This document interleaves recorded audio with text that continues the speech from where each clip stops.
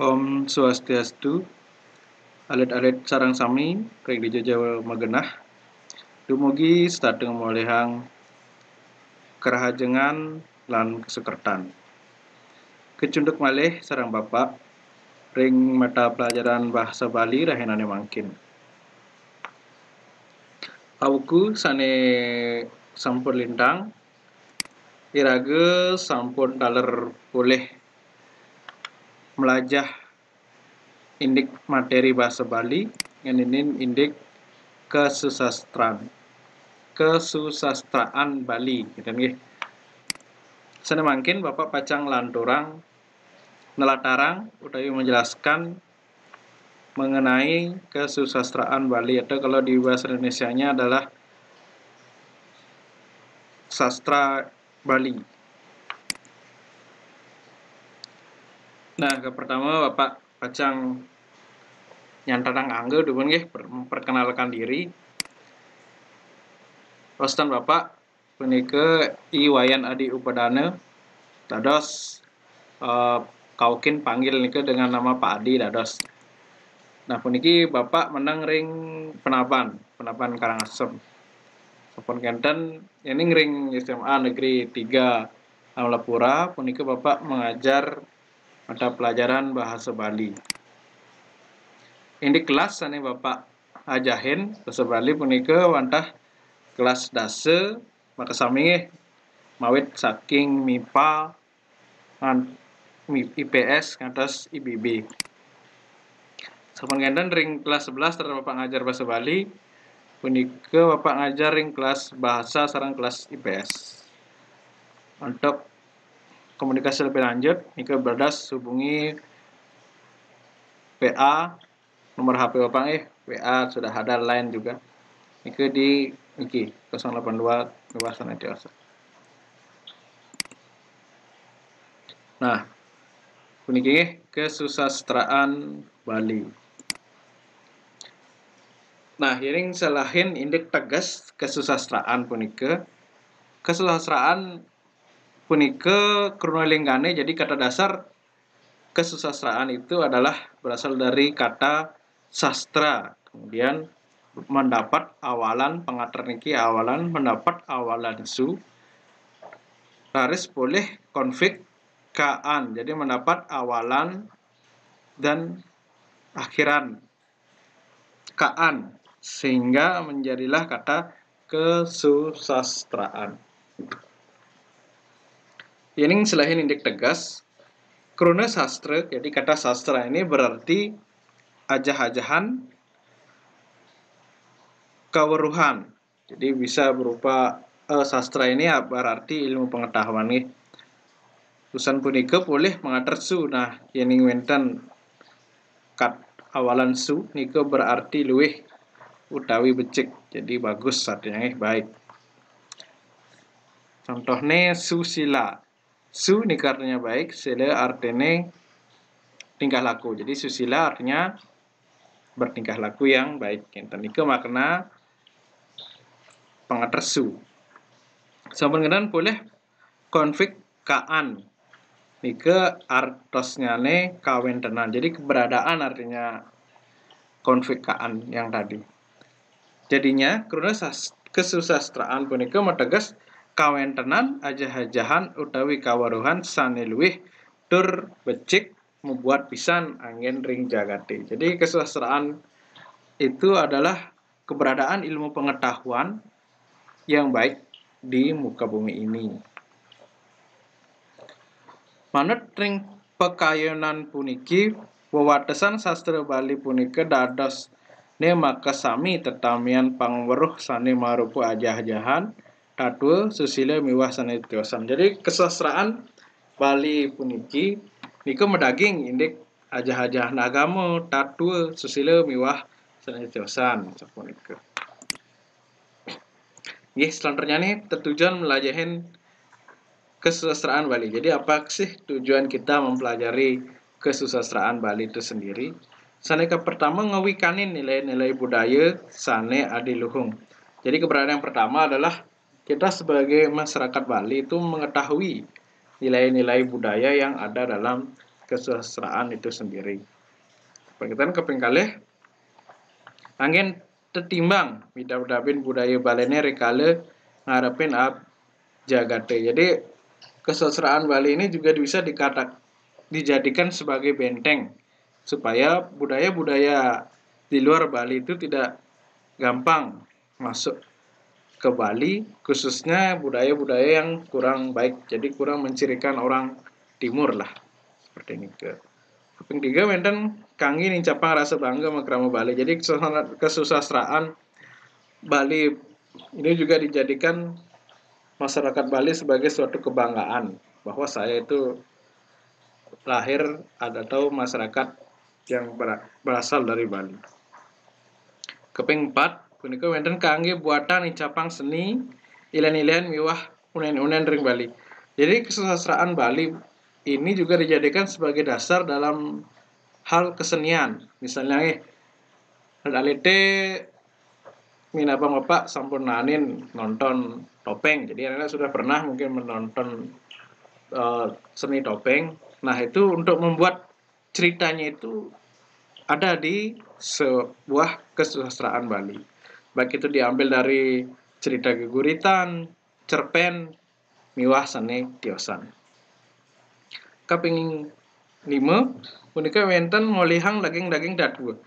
Ya, secara otomatis kalau kita mempelajari kesusastraan Bali seperti yang Bapak jelaskan sebelumnya, itu pasti kita akan mendapatkan ajaran-ajaran tentang keagamaan untuk meningkatkan rasa serada bakti kita terhadap ide Sang Yang Dewasa atau Tuhan Yang Maha Esa.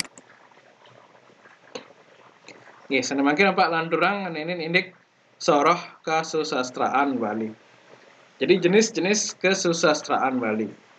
Kepertama niki nganuten ab zaman utawi masa. Jadi kalau dilihat dari segi perkembangan zamannya itu kesusastraan Bali dikelompokkan menjadi 2 jenis, yaitu kesusastraan Bali Purwa miwah kesusastraan Bali modern.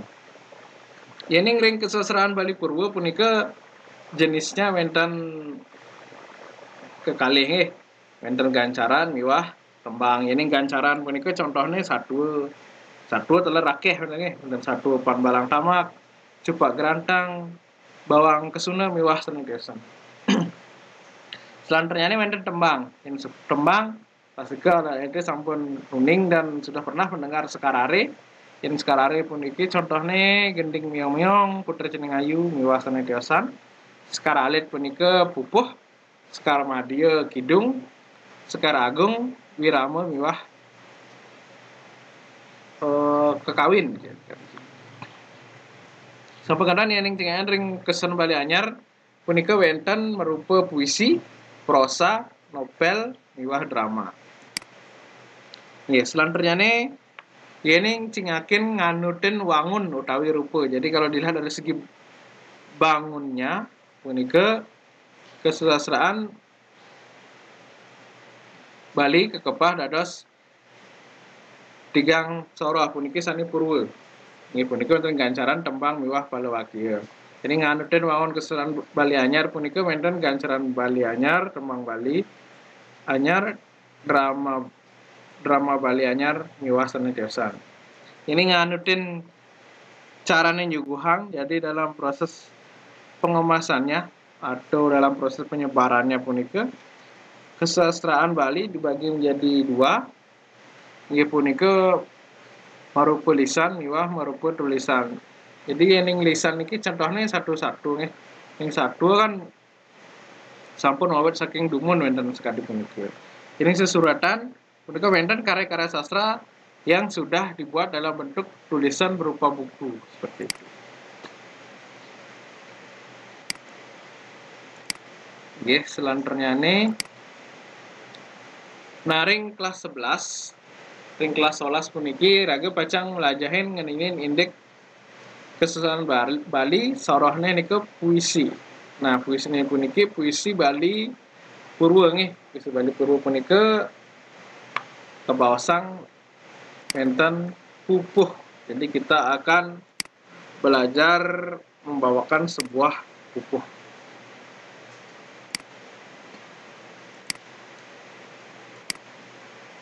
Nah, puisi Bali Purwo puniki patah sekadi pupuh. Nah, pupuh niki ngerajing ring sekar alit.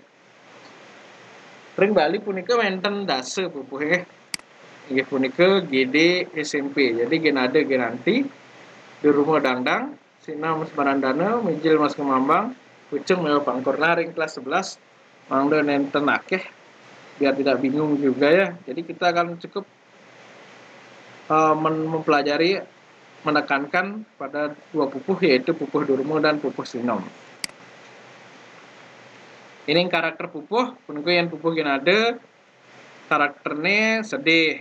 Ingin nanti punika micayang tutur ining dangdang punika nudut kayun alus sampun genten yening Durmo punika wataknya keras, egar bangras mewah bendu. Pengendan yang Mas Kumambang punika sedih larangnya mewah rasa nyesel yening pucung angin nyinahang angge yening pangkor punika karakternya senang merasa egar wah sane tiosan. Sampun genten wenten ring Sinom punika karakternya merupa tutur, jadi boleh baik juga ketika kita memberikan sebuah amanat pitakat-pitakat nih tutur juga ini masuk. Yening semaran dana punika sedih kasmaran gitu.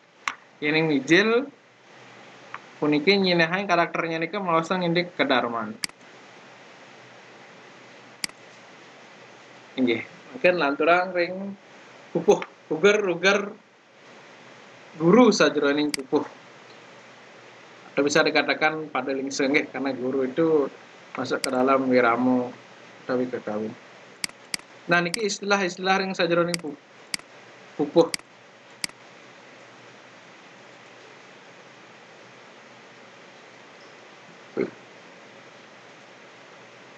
Pertama punika wonten istilah carik utawi lingse. Nah yening ring bahasa Indonesia punika kebaos baris dalam sebuah pupuh. Yening pada punika bait. Nah baris dan bait. Pada lingse punika kecap wande. Jadi jumlah suku kata miwah wangun suara ring panguntat sajaroning acarik. Jadi jumlah suara vokal di akhir kalimat. Kemudian akeh carik ring sajaroning apa ada. Jadi jumlah baris dalam sebuah paragraf tersebut. Nih, contohan Bapak ring pupuh Sinom nih. Ini ring pupuh Sinom punika saniki pertama wenten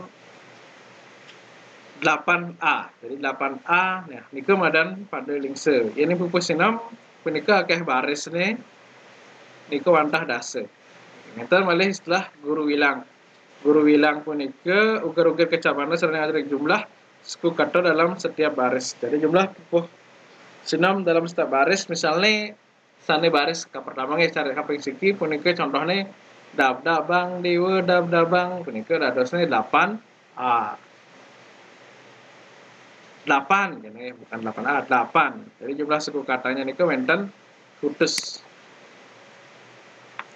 Sampun genten wenten uger-uger guru dingdong. Punika uger-uger wangun suara ring panguntat sajaroning acarik. Jadi suara vokalnya misalnya yang tadi ya dab dabang dewa dab dabang itu. Jadi huruf vokal yang terakhir adalah A.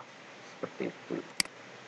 Mungkin selanjutnya wenten guru kadre uger-uger ketah carik ring sajaroning apa. Jadi banyaknya baris dalam satu bait. Ini ring pupuh Sinom punika barisnya wenten dase baris. Seperti itu.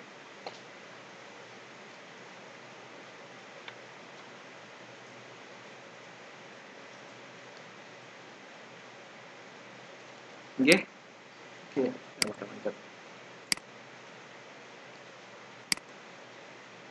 Nah, bagaimana sih kita membawakan sebuah pupuh?